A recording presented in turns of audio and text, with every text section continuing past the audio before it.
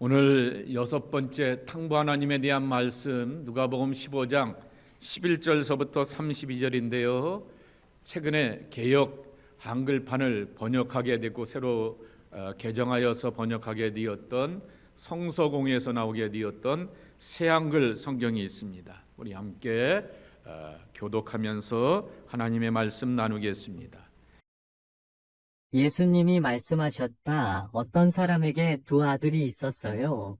그 가운데 작은 아들이 아버지에게 말씀드렸어요. 아버지 재산 가운데 저한테 떨어질 몫을 주십시오. 아버지는 자기가 먹고 살 재산을 두 아들에게 나누어 주었어요. 며칠 지나지 않아 작은 아들은 가진 것을 다 모아 먼 지역으로 떠나버렸어요. 거기서 그는 흥청망청 살면서 자기에게 있는 것을 날려버렸어요. 그가 자기에게 있는 것을 다 써버렸을 때 바로 그 지역 곳곳에 극심한 기근이 생겼어요. 그는 쪼들리기 시작했어요. 그는 가서 그 지역의 시민 가운데 한 사람에게 붙어 살았어요. 그 사람은 그를 농장으로 보내서 돼지를 치게 했어요. 그는 돼지들이 먹는 캐럿 콩 꼬투리로 배를 채우고 싶은 마음이 굴뚝 같았어요. 그러나 그에게 뭐라도 주는 사람이 아무도 없었어요. 제정신이 돌아오자 그는 말했어요. 내 아버지에게는 품꾼들이 그렇게 많아도 먹을 것이 넘쳐나는데 나는 여기서 굶주려 죽는구나. 일어나서 아버지한테 가서 말할 거야. 아버지, 제가 하늘을 거슬러 아버지 앞에서 죄를 지었습니다. 더는 아버지의 아들이라 불릴 가치가 없습니다. 저를 품꾼의 하나로 삼아 주십시오. 그러고는 일어나서 자기 아버지한테 갔어요. 아직 그가 멀리 떨어져 있는데 그의 아버지가 그를 보고 가슴이 아팠어요. 그래서 달려가 아들의 목을 껴안고 다정하게 입을 맞추었어요. 그러자 아들이 아버지에게 말했어요. 아버지, 제가 하늘을 거슬러 아버지 앞에서 죄를 지었습니다. 더는 아버지의 아들이라고 불릴 값어치가 없습니다. 그러나 아버지는 자기 종들한테 말했어요. 빨리 제일 좋은 예복을 내와서 그에게 입혀라. 또 그의 손에는 가락지를 끼워주고 발에는 샌들을 신겨 주어라. 또 살진 송아지를 끌어와서 잡아라. 먹고 즐기자꾸나. 나의 이 아들은 죽었다가 다시 살아났거든. 잃었다가 찾았어. 그래서 그들은 즐기기 시작했어요. 한편 그의 큰아들은 들에 있었어요. 그러다가 돌아오는데 집에 가까이 왔을 때 악기에 맞추어 춤추며 노래하는 소리를 들었어요. 그는 부리는 사람들 가운데 하나를 가까이 불러서 이것이 무슨 일인지 알아보았어요. 그가 큰아들에게 대답했어요. 아우님이 와 계십니다. 그리고 주인어른께서 살진 송아지를 잡게 했습니다. 아우님을 건강하게 다시 맞았기 때문입니다. 큰아들은 화가 치밀어서 들어가고 싶어 하지 않았어요. 그런데 아버지가 나와서 그를 타일렀어요. 하지만 큰아들이 아버지에게 대답했어요. 보세요. 저는 이렇게 여러 해 동안 아버지를 위해 좀처럼 일하고 있습니다. 그리고 한 번도 아버지 명령을 무시하고 지나친 적이 없습니다. 그런데도 저에게는 염소 새끼라도 주어 친구들과 즐기게 해주신 적이 없습니다. 그러나 아버지의 이 아들은 아버지가 먹고 살 재산을 몸파는 여자들과 모조리 들어먹고 왔습니다. 그런데도 그를 위해 살진 송아지를 잡게 하셨습니다. 아버지가 큰아들에게 말했어요. 얘야, 넌 말이야 늘 나와 함께 있고 나의 것이 다 너의 것이야. 그런데 지금은 우리가 즐기고 기뻐하는 것이 마땅했단다. 너의 이 동생은 죽었다가 살아났고 잃었다가 찾았거든. 팀 켈러의 탕부 하나님 총 7가로 되어 있게 되어서 서도와 일과를 하고 6주 동안 우리가 함께 숙회로 모이게 되면서 교제의 그 내용들을 나누게 되면서 많은 분들이 도전을 받고 은혜를 받게 되었던 것을 보게 됩니다. 그리고 마지막 7과는 오늘도 우리가 함께 자녀들과 모여 예배하게 되는 것처럼 잔치로 모이게 되는 것입니다. 그래서 아버지 잔치는 이미 준비가 되어 있고 시작되고 있기에 들어가서 즐기자라고 하는 것입니다. 고집 부리지 말고 완고함으로 있지 말고 자기의 신학과 철학과 자기의 감정과 주장을 포기하고 아버지의 잔치에 들어가자라고 하는 것이죠. 그러면서 제가 몇 권의 책을 여러분들 앞에 소개해드린 적이 있습니다. 그 가운데 하나가 바로 케네스 베일리라고 하는 사람입니다. 이 사람은 아버지가 이집트와 이스라엘과 레바논 지역의 선교사였고요. 중동의 눈으로 보게 되었던 예수입니다. 이번에 책이 중동의 눈으로라고 하는 시리즈가 한국말로도 많이 나와 있게 되고요. 영어로도 이렇게 많이 나와 있게 되는 것을 보게 됩니다. 본인 자신도 어린 시절을 이집트와 레바논인과 그 지역에서 보내게 되었고 이스라엘 근방에 있게 되었던 그 신학교에서도 오랫동안 가르치게 되었던 그러한 교수로 있게 되었던 것입니다. 작년 원주민 선교를 가기 위하여서 함께 교육을 하게 되었던 제가 작년에 밴쿠버 가서 만나게 되었던 장천등 목사라는 분이 있게 되는데 PPT로 아주 요약을 페이스북에다 잘 요약을 해놓게 되었는데 탕자의 비유에 대하여서 세 가지로 이렇게 길게 요약해 놓은 것을 제가 세 가지만 여러분들 앞에 함께 나누려고 합니다. 중동의 문화라는 두 가지라고 하는 것입니다. 명예와 수치입니다. 수치를 당하게 되면 내 자존심 회복을 위하여서 죽을 때까지 싸운다라고 하는 것입니다. 그러니까 피에는 이에는 이, 눈에는 눈, 피에는 피라고 하는 것도 다 이런 맥락이라고 하는 것이죠. 그래서 서구의 죄와 형벌의 법정적인 그러한 모델과는 다른 것이 바로 중동의 문화라고 하는 것입니다. 또 하나는 환대입니다. 아브라함이 환대를 잘하다가 그 집에 애가 생겼어요. 엘리야와 엘리사를 향하여서 환대를 잘하게 되었던 여인들이 그렇게 회복되게 되었어요.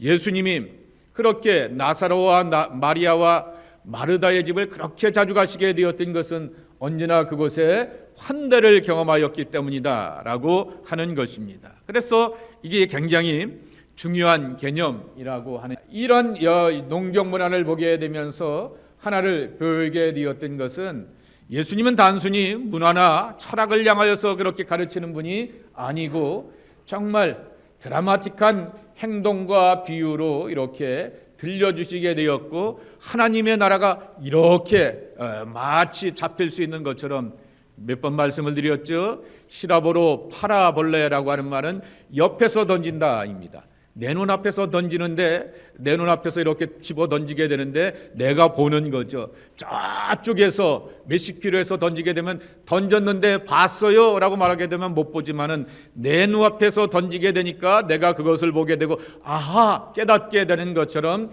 예수님의 은유 비유라고 하는 것이 바로 그러한 뜻을 담고 있다라고 하는 것입니다. 세 번째, 여기에 보게 되면은 하나 중요한 것이 아버지가 아들이 이렇게 동구 밖에 나가 있게 되었을 때 사람들이 수근수근하고 뒷담하는데도 불구하고 나가 있게 됩니다. 근데 아들이 향하여서 오게 되었을 때 여기에 굉장히 또 하나의 개념인데요. 족장이 뜀박질을 한다라고 하는 얘기는 아버지에게는 하인이 많잖아요. 그리고 아들의 입에서도 분명히 엄청난 직원들이 있다라고 말하지 않습니까? 그러니까 한 집안의 어른이 되는 그러한 사람이라고 하는 것입니다. 권위 있는 성인 남성이 맨살을 드러내고 길바닥에 뛰는다라고 하는 것은 채통을 버리고 수치스러운 일인데 아들을 위한다라고 하게 되면은 아들을 만난다라고 하게 되면 뜀박질을 한다라고 하는 그러한 의미를 담고 있다라고 하는 것입니다. 그래서 이 수치를 감당할 만한 희생적인 대속의 사랑들이 이 안에서 담겨져 있다라고 하는 것입니다. 여기 항아리 깨지는 거에 보게 되면은 요 해자자라고 하는 말이 있게 되지 않습니까? 유산을 탕진한 아들이 이렇게 탕자가 동네에 나타나게 되면은 율법에 따라서 항아리를 깨뜨리게 되어서 얘하고 나하고는 우리 집의 애가 아닙니다. 그리고 동네 사람들도 항아리를 깨뜨리게 되면서 저렇게 망가진 놈입니다 라고 하면서 표현하게 되었던 것이 공동체의 모습이라고 하는 것입니다.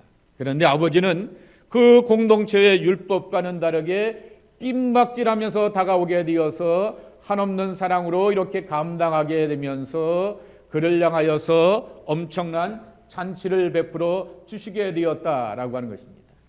그래서 케네스 베일리는 수치를 감당하게 되는 아버지의 뜀박질이라고 하는 것을 가지고서 굉장한 중요한 포인트로 잡게 되었다라고 하는 것입니다. 팀 켈러는 25절 말씀에 읽게 되는 것처럼 풍악과 춤추는 그 소리를 듣고 라고 하는 그 말을 연상시키게 되었을 때 네 집에 잔치가 있구나 라고 하는 것처럼 우리의 신앙이 하나님 나라의 잔치이다 라고 하는 사실을 확인해 주게 되는 것입니다. 잘난 사람, 괜찮은 사람, 멀쩡한 사람이 아니라 동네 사람들이 항아리가 깨트려 놓게 되는 것처럼 그놈은 이미 깨진 항아리야 라고 말하게 되었던 그러한 존재를 향하여서 다시금 받아들이고 용납하시게 되었던 하나님의 사랑과 은혜 안에서 이렇게 잔치가 베풀어지게 된다라고 하는 것입니다. 신앙이란 하나님의 나라의 잔치입니다. 하나님이 호스트가 되고 예수 그리스도가 신부가 되는 혼인잔치를 겸하게 되는 것이다 라고 하는 것입니다. 흔히 누가복음을 길 위의 복음서라 이렇게 부르게 됩니다. 24장에 보게 되면은 엠마오로 가는 길 가운데 두 제자가 부활의 주님을 만나게 됩니다. 여리고로 가는 길 가운데 바디메오가 예수님을 향하여서 소리치면서 자기의 질병 가운데서 재앙 가운데서 회복되기를 원하게 되었고, 여리고로 가는 길 도중 가운데서 또한 삭개오가 예수님을 만나고 경험하게 됩니다. 그리고 예를 들면은 누가복음 10장에 보게 되면은 베다니의 나사로의 집을 향하여 가게 되었을 때 길 갈 때에라고 이렇게 말하게 되면서 마리아와 마르다가 예수님을 자기 집에 초대하게 되었고, 마리아는 예수님 앞에, 그리고 마르다는 또한 부엌에서 섬겨가게 되면서 예수님을 향해서 극진하게 점승기는 그러한 모습을 보여주게 되는 것입니다. 예수님의 중대한 사역과 많은 일들이 이처럼 길 위에서 벌어지고 있다라고 하였기 때문에 흔히 말하기를 누가복음을 길 위의 복음서라고 이렇게 이름을 붙이게 되는 것입니다. 그런 관점에서 보게 되면은 작은 아들이 먼 나라에서 다시 아버지의 집으로 돌아오는 길에 자기를 향하여서 예측할 수 있는 아버지의 하나님의 엄청난 사랑을 경험하게 되는 것입니다. 그런데 제가 여기다 두 가지 가로를 쳐놓게 되었습니다. 하나는 먼 나라에서 다시 아버지의 집으로 돌아갔다라고 하는 것입니다. 우리는 이것을 회개의 전초라고 말합니다. 회개의 출발, 스타팅 포인트가 된다라고 말하게 되는 것입니다. 아무리 아버지가 동구 밖에서 기다리고 있으면 뭐합니까? 오기만 하면은 그렇게 그를 향하여서 엄청난 잔치를 준비해 놓으면 뭐합니까? 아들이 돌아와야 하는 거라고 하는 것입니다. 나는 아버지의 이제 모습으로 살 거야. 아버지 가슴을 후벼파고 재선을 이렇게 하고 형하고 분란을 만들게 되었으니 죽을 놈이지 라고 생각하게 되면서 반성하며 돌아오게 되었는데, 아버지의 엄청난 사랑을 그가 만나게 되는 것입니다. 거절할 수 없는 하나님의 은혜, 칼빈의 그 튤립교리 가운데 하나의 어떤 그러한 저항할 수 없는 하나님의 은혜를 만나게 되는 것입니다. 교재, 이 팀 켈러의 책에도 나와 있게 되는 것처럼 값싼 은혜, 치퍼 그레이스와 값없이 주는 은혜의 차이를 우리가 분명히 알아야 되는 것입니다. 몇 번 설교 때도 말씀을 드리게 되었듯이 제자도 나를 따르라 라고 하는 디트리트 보네츠퍼의 책에 보게 되면은 교회의 문제는 바로 교회가 값싼 은혜를 선포한다 라고 하는 것입니다. 그러나 이것은 값없이 주시는 그 은혜 앞에 철저한 반응과 응답이 있어야 된다라고 하는 것입니다. 하나님의 은혜는 조건을 달고 자격을 다는 건 아니다라고 하는 것입니다. 그래서 제가 목사가 될 수 있고 여러분이 하나님의 사람들이 될 수가 있게 되었고, 교회 안에서 감히 과거에는 죄인이었음에도 불구하고 하나님의 일을 하실 수 있는 존재들이 되었던 것입니다. 이것이 바로 값없이 주시는 하나님의 은혜라고 하는 것입니다. 그런데 그런 은혜를 받았음에도 불구하고 여전히 옛날과 똑같이 살고 있게 되고 교회 밖에 나가서 주차장만 나가게 되면은 생활과 삶의 변화가 없다 말하게 되면은 하나님의 은혜를 아주 칩하게 만들어 버리게 되면서 스스로가 칩한 존재가 되어 버리게 된다라고 하는 것이죠. 그것을 보네퍼가 지적하게 되었다라고 하는 것입니다. 그래서 제가 여기에 가장 적절한 성경 본문이 어디 있을까라고 생각하게 되었을 때 마태복음 25장에 나오게 되었던 혼인잔치의 비유라고 하는 것입니다. 임금이 자기 아들의 혼인잔치에 주변의 신하들을 향하여서 초대하게 됩니다.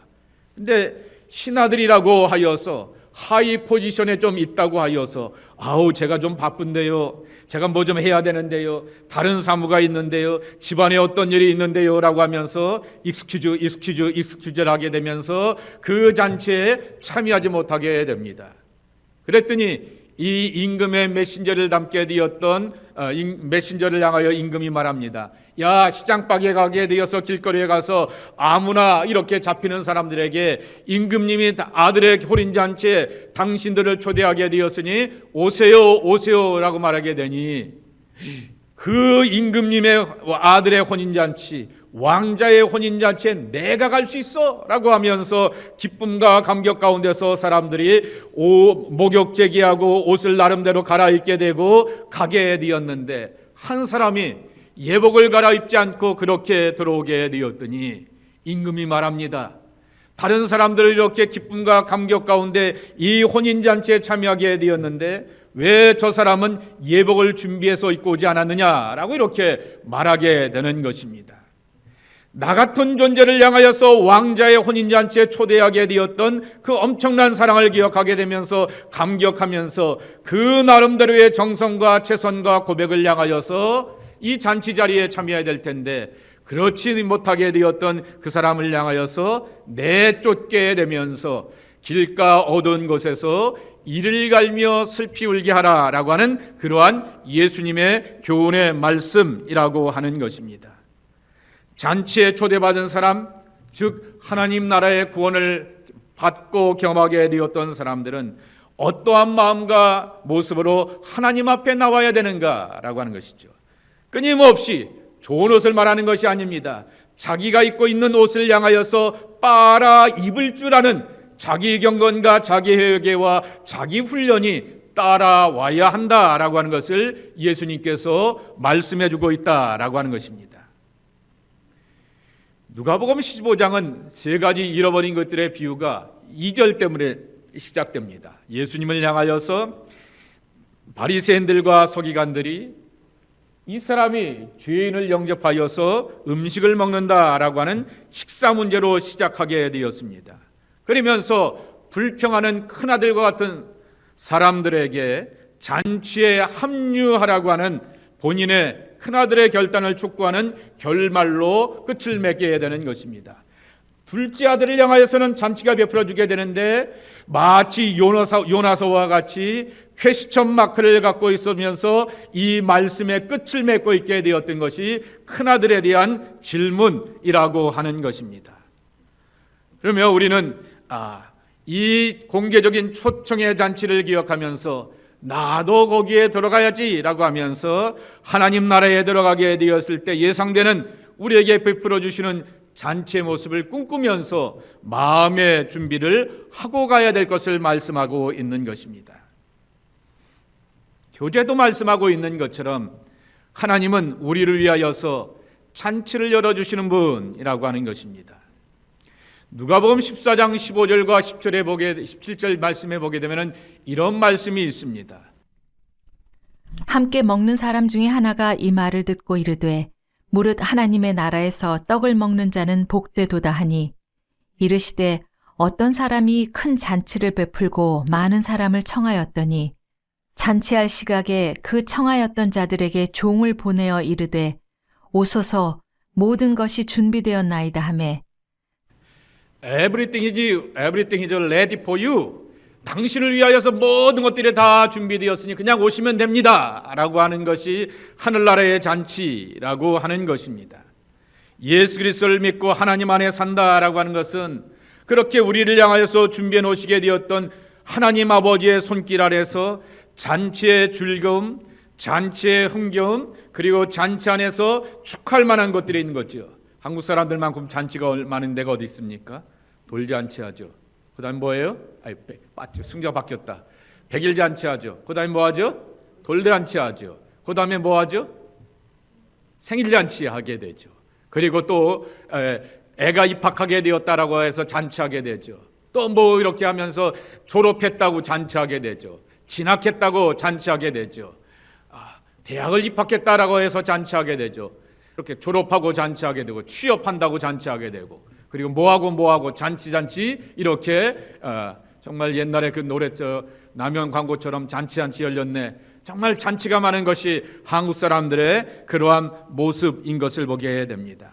축하할 만한 것이 그렇게 많은 삶으로 이렇게 초대해 주실 것이다 라고 하는 것을 약속하고 있게 되는 것입니다. 수많은 삶의 여정 가운데서 매듭을 지어가야 되는 것이고 다음 단계로 나가게 되었을 때 그렇게 한 매듭 지어갈 때마다 하나님의 손길을 향하여서 만나게 되면서 경험하게 되는 것이 바로 우리의 삶에 잔치가 있어야 된다라고 하는 것입니다. 두 번째는 혼자서는 결코 성장할 수가 없다라고 하는 것입니다. 나만의 잔치를 나 혼자 하는 사람이 있습니까? 나 혼자 하는 잔치를 향하여서 쓸쓸할 수밖에 없는 것입니다. 우리가 분명히 잘 알고 있듯이 혼자만의 잔치는 있을 수가 없다라고 하는 것입니다. 팀 켈러의 책에도 나와 있게 되는 것처럼 잔치는 본질적으로 공동체적이다라고 이렇게 설명을 하고 있게 되는 것입니다. 누군가를 초대해 함께 먹는다라고 하는 것은 긴장을 풀고 서로 이렇게 알아가면서 초대하는 그러한 자리가 된다라고 하는 것입니다. 많은 문화에서 식사를 이렇게 오면서 우리 집에 와서 식사 함께 하세요 라고 말하게 되면서 식사하면서 칼을 들고 하는 사람은 없다라고 하는 것입니다. 그런 사람은 향하여서 공동체에서 배제될 수밖에 없는 것이고 식사할 만한 그렇게 하자고 말하게 되면은 나름대로 꽃을 가져가든지 뭘 하나 가져가든지 한국 사람들은 또 봉투를 좋아하지 않습니까? 봉투를 이렇게 하든지 하면서 이렇게 우정을 맺어가게 되면서 나의 뜻을 맺어가게 되었던 것이 사람들의 모습이라고 하는 것입니다. 그러면서 너와 내가 우리가 되면서 함께 연결되고 연합하는 것이 바로 잔치의 본질이라고 하는 것입니다. 예수님께서 이 비유를 통하여서 신앙이 잔치다라고 말하게 되었던 것은 신앙은 공동체에서 함께 성장한다라고 하는 것입니다. 여러분 교재 보게 되면은 기독교의 20세기에 탁월한 기독교 문학가 20세기에 섹스피어라고 이렇게 말하게 되는 C.S. 루이스와 반지의 제왕 롤킨스의 그러한 교제 이야기를 볼 수가 있게 되는 거죠. 그래서 제가 한번 잉클리스 미링이라고 하는 것을 구글링을 해서 이렇게 보게 되었습니다. 1930년서부터 40년대 중반까지 이 세 사람이 주축이 되어서 거기에 하나 또 이제 소설가이자 신학자인 무슨 윌리엄스라고 하는 신학자와 함께 세 사람이 주축이 되어서 옥스퍼드에서 매주 목요일마다 모이게 되었던 그 모임이라고 하는 것입니다. 그러면서 서로 이렇게 문학가들이 자기의 글을 이렇게 이런 방향으로 쓰려고 해. 그러면 여기서 이렇게 털을 달아주게 되고 이렇게 격려하게 되고 비전을 주게 되고 나누게 되었던 그러한 모임을 이렇게 말하게 되는 것이 잉글리스 모임이라고 소개하고 있는 것을 볼 수가 있게 되는 것입니다. 그러면 그 모임 가운데 이러한 고백을 하고 있게 되는 것을 보게 되죠. 하늘에서 내려온 떡은 우리 사이에 나눌수록 더 풍성해진다라고 하는 그 교훈이라고 하는 것입니다. 떡은 나 혼자 먹게 되었을 때 내 배를 채우게 되는 것이지만 떡을 나누게 되면 뭐라 그랬어요? 제가 주기도문을 강의하면서 여러분들에게 소개했던 기억이 나게 되는 것입니다. 떡이라고 하는 것이 네 배만을 채우게 되었을 때 생존의 물리적인 것이 되게 되지만은 네 배를 채우는 것이 아니라 너도 먹고 너도 먹자라고 말하면서 나누게 되었을 때 그때 떡은 도덕적인 것이 되고 윤리적인 것이 되고 굉장히 영성이 깊은 것이 된다라고 하는 것입니다. 예수님께서 떡을 그렇게 내 하늘로서부터 나는 생명의 떡이다라고 말하게 되었지만은 그 떡을 향하여서 나누라라고 말하게 되었을 때 그것이 굉장히 윤리적이고 도덕적이고 영성의 뜻을 담고 있게 되는 것처럼 이 공동체 안에서 그러한 경험을 하게 되었다라고 하는 것입니다. 거기다가 제가 여러분들에게 더 하나 살을 붙인다라고 말하게 되면은 사도행전 2장에 나오게 되었던 성령의 역사라고 하는 것입니다.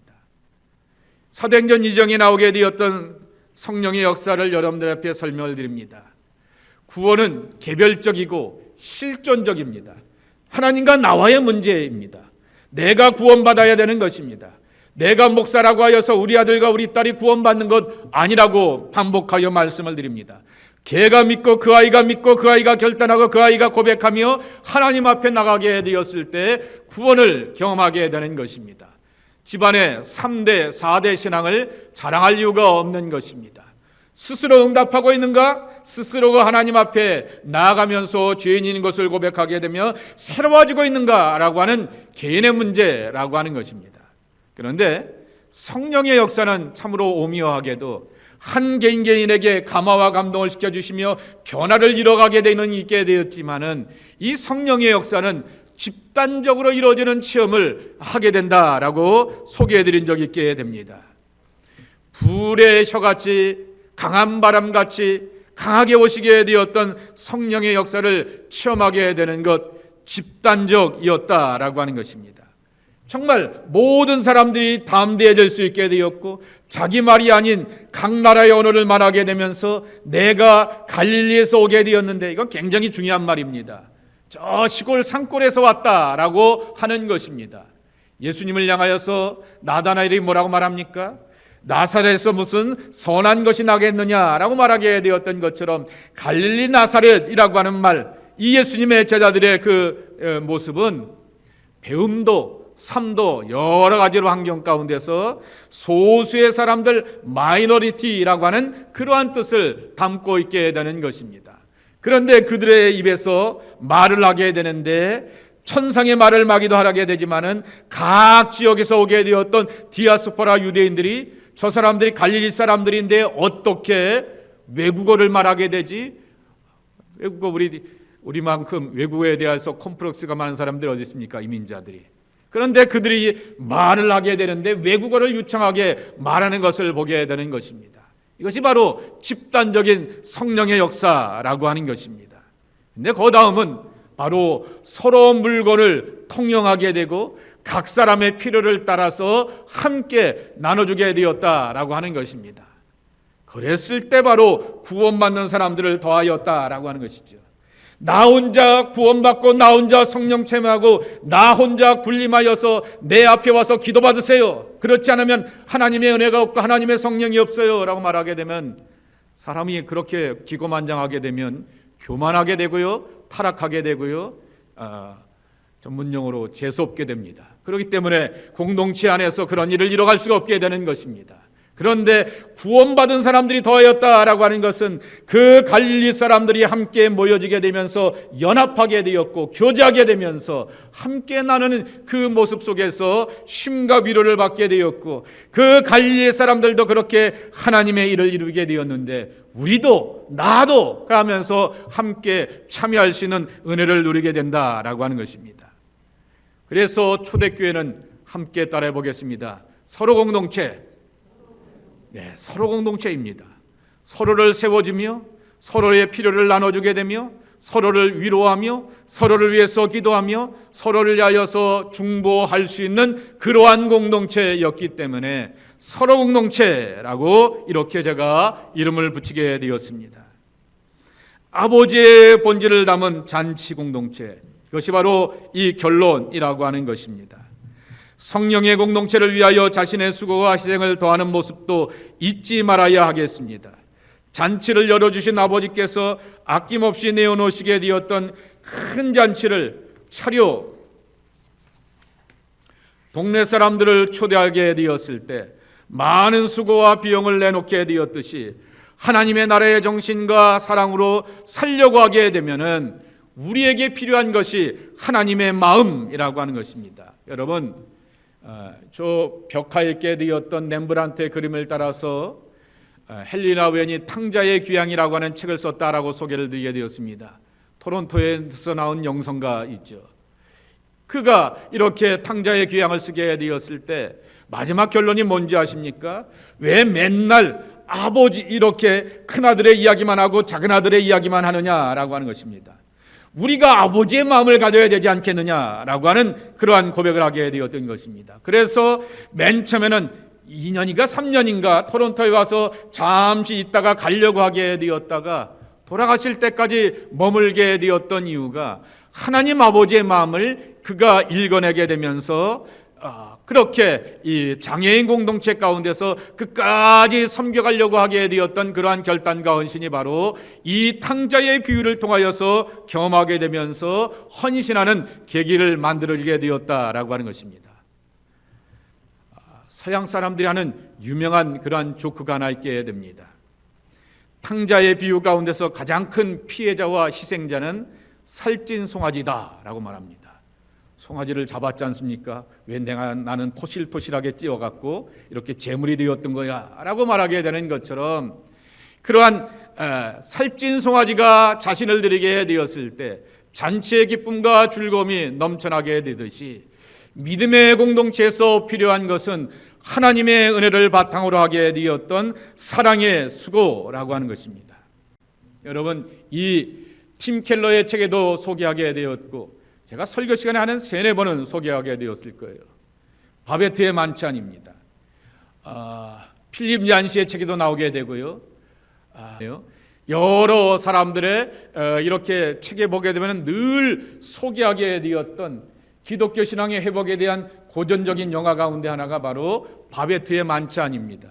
저는 미국에서 신학교에 다니게 되었을 때 기독교와 영화라고 하는 그 과목 가운데서 이 영화를 이렇게 배우게 되면서 큰 도전을 받게 되었는데 그가 복권에 당첨되게 되면서 이렇게 프랑스 요리를 하게 되었던 사람 아니겠습니까? 그런데 그것을 자기가 속한 공동체 안에서 이렇게 헌신하게 되면서 이런 사람도 저런 사람도 여러 사람들이 다 갈등하는 모습들을 보이게 되는 것이죠. 유혹을 받기도 하게 되고 자기 신앙의 절개를 지켜가려고 하게 되었다가 흐지부지하게 되었고 서로 공동체 안에서 누구하고 뭔 문제가 있는 것 같아 뒷담화하게 되었던 그 공동체 안에 회복을 이뤄가게 되면서 이 만찬을 이루게 되었던 것은 바베트가 자기의 재능뿐만 아니라 자기가 갖고 있는 것 전부를 향하여서 갖다 바치게 되면서 나누게 되었던 그 희생 가운데서 이루어지게 되었다라고 하는 그러한 말씀이라고 하는 것입니다.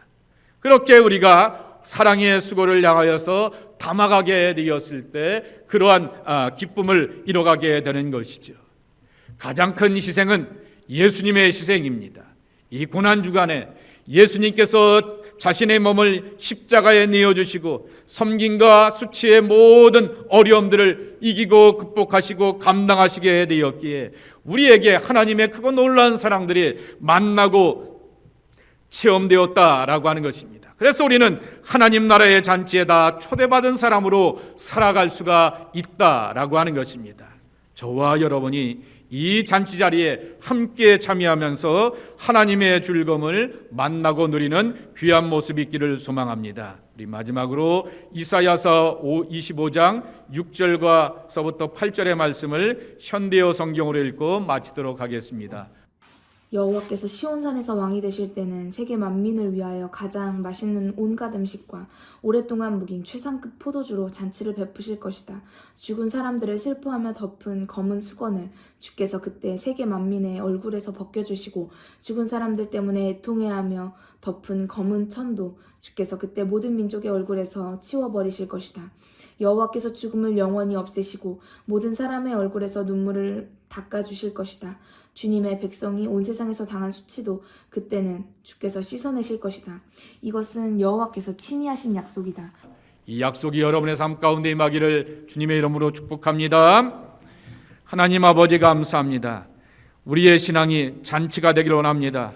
하나님으로 말미암아 축하할 만한 것이 있고 기뻐할 만한 것이 있고 즐거워할 만한 우리의 인생과 삶이 되기를 소망합니다. 이 축하 자리에 참여할 줄 알며 하나님의 기쁨을 나눌 줄 아는 생명의 사람들이 저희들에게 도와주시옵시고 강림교회가 이러한 기쁨과 은혜를 누릴 수 있게 도와주시옵시며 예수님께서 아낌없이 자기를 드리고 희생하셨기 때문에 그러한 잔치 속에서 하나님의 기쁨을 만나는 우리가 되었음을 기억하며 예수님의 희생을 기억하고 우리 자신을 드릴 줄 알며 그 안에서 기쁨과 감격으로 나가는 하나님의 사람들이 저희들 모두가 되게 하여 주옵소서. 예수님의 이름으로 간절히 축복하며 기도하옵나이다. 아멘.